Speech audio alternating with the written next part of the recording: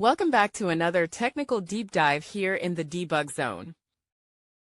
Today we're tackling a big question and breaking it down with insights from other users. Hopefully this clears up some misconceptions and helps you get the answer you need. So buckle up, stay a little curious, and let's jump right in.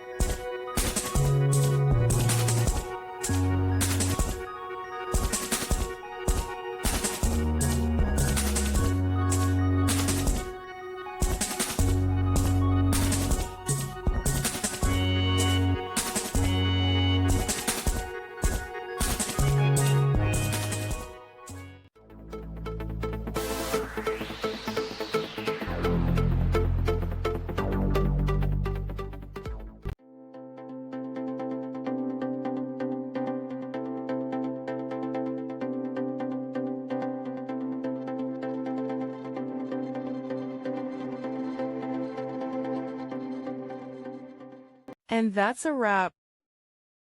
I hope you found the answer you were looking for. If you did, take a second to hit that subscribe button. It really helps out.